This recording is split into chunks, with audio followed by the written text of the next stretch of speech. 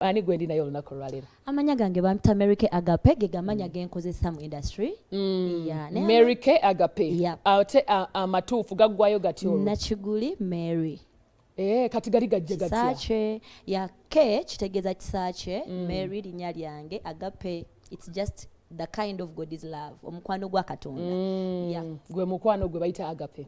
I truly understand. Kale, so wajjotya n'erinnya kati okufuna erinnya lino wamala n'olifuna but byali biseera kyolwo ng'otandise kuyimbira ddala lyajja it's a nickname? No, nali mulokole ng'era okuva we nalokoka ne mbeera nga mpitibwa Kisaache like nayagala oddi eyongerako nga nze because okusinziira Mukama wajanzije ebintu byankoledde it was really the grace of God. So erinnya lya Kisaache I just felt like I needed it. So nembeera nga neyongerako nti nze Mary Kisaache. So wentandika okuyimba ngenda olaba nga nali ntaddeyo akayimba kanga kasookera ddala nga waliyo Mary Kisaache.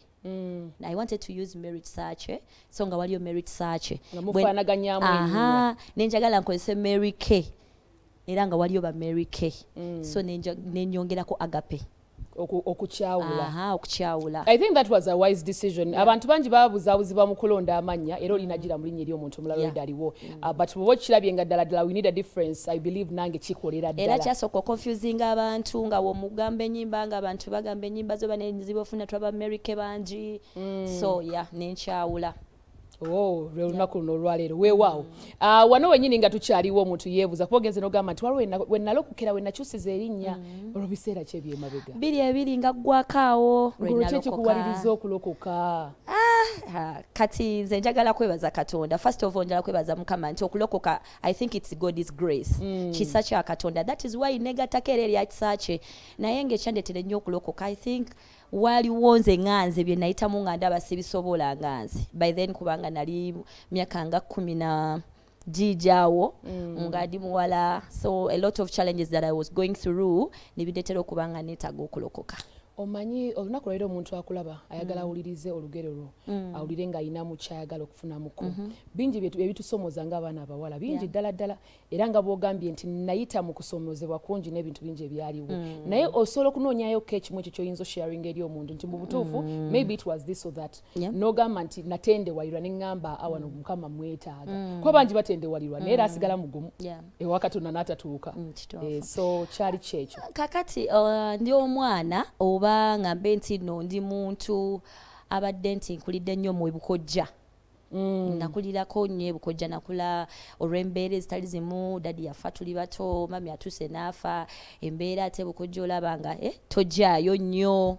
So time came nenjagala okukwata ekkubo ngende enjoying. By then Charles Nalobega yali alanga okukola ki abazinyi ku Radio Simba. So I wanted to go enjoying mbere wakiri. Yes, mbere ye nakwewonereyo. So when I went mchale yona tusimbya line natukozesa buli omu yali amubuuza kyaze okola nga akikolamu awo. We yantukako yambuuka. And she went to another person behind me. I felt bad. Kati abantu bonna we baggwaawo nasigala nyimiridde awo.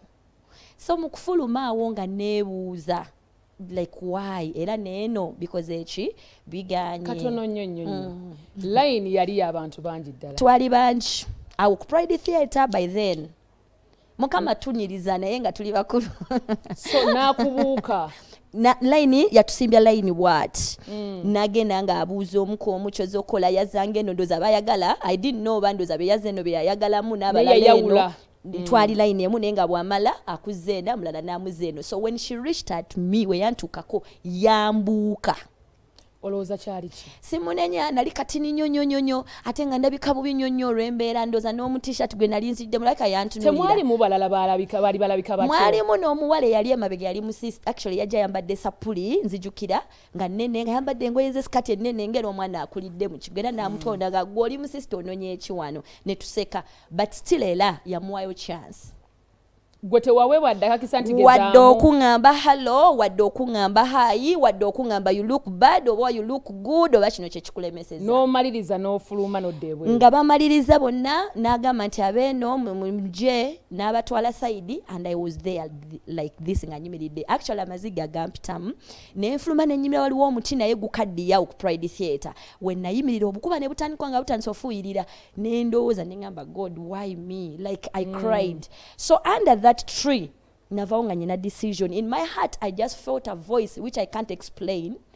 It wasn't an audible tayari voice enene oba ewulikika but within my spirit I just felt eddoboozi ekkaka mu nga liŋŋamba genda olokoke like in my spirit I don't know waliwo ebintu ebitannyonnyolekeka so I just felt nti come to me just genda olokoke ngenda kuwa emirembe obanga mukama yayina ensonga ye lwaki kolo kyekyalina kuba bwekyo because most of the times oyinza obeerawo ne wennyamira n'oyita mu mbeera eyo n'ogamba naye kakati lwaki ddala nze kumbe mukama ayina olugendo lwakyo kubanga era by then ku Pride Theatre bebakoleranga waliwo ne Samugombya ne baŋŋamba genda ogezeko ku Samugombya nengenda nenkonkona kumbe mukama mu secular akugobayo ne baŋŋamba abajjudde nja kutrayinga nengendako wa paka nenfuluma nenyimirirawo wansi w'omuti nga nindi obukuba bukendeere kubanga nakasenti ke nali nfunye akandeeta nga akazayo sikalina nga nina otambuza ekigere but until today gwe oyinza kiwa definition kinti ddala kikyali ki no it was God's will I was chosen.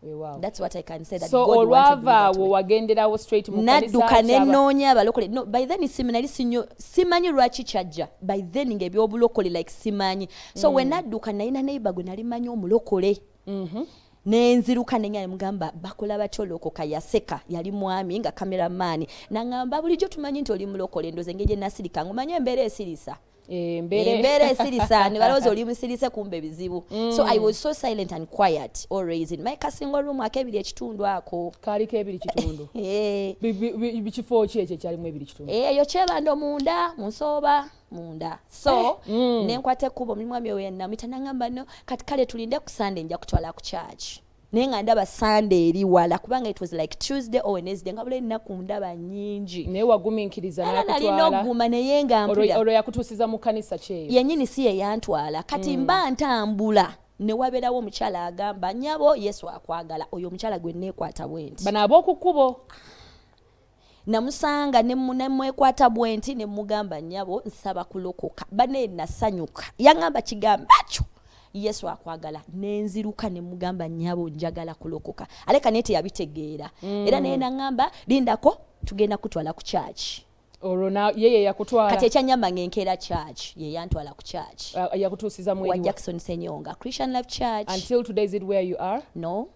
Navayo. Kati essaawa eno oli mu kanisa ki? Mu kanisa bagiyita World Restoration Church Center. However, I'm so kati ndi nnyo ku Caris Bible College nsoma I'm in my third year so mbeera nnyo busy so sometimes sinaba kubeera nnyo fixed mu church. Toli nnyo mu church naye nga ye church yo. Yeah.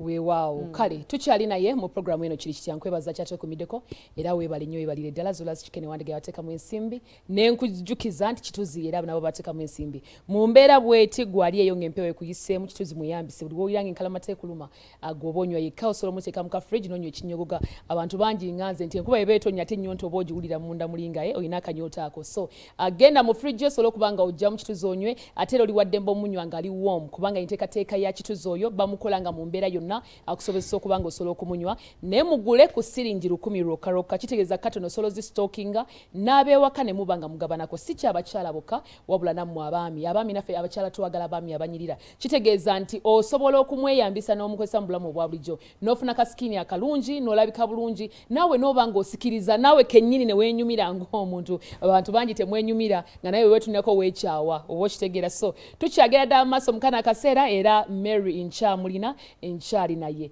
olwo mu kaseera kanako okumaliza nti okulokoka konna kumaze okubeerawo otandika ddi ogamba nti kakati nsinza Katonda kuyimba ennyimba z'ennyimba zonna nzidedicatingidde? Actually when nalokoka nafuna omutima ogwagala oweereza Katonda so nentandika okwenyiga mu different ministries buli wamu ndoza nagendawo nga mpulira njala mpereze nga ndaba tekimala because waliwo emirembe gye nafuna nembeera nga omugagga ennyo nemba nga alina buli kimu ng'ennaku yanyambula ekintu kyasobola kunnyonnyola nentandika onnoonya buli ministry gijjamu so nengenda mu kwaya ya Christian Life Church nenjoyininga nembeera ngeyo nga nzina naye muneeyo mukama kumbi nali simanyi nti nange nsobola okukola ki okuyimba naye lwakuba nenyigiranga mu buli ministry gy'oyinza okwogerako nekanga nti neneezula nti so okuyimba tuyinza ogamba nti okumazemu bbanga ki okuyimba mbadde nnyo mu choirs naye okufulumya ndoza 2022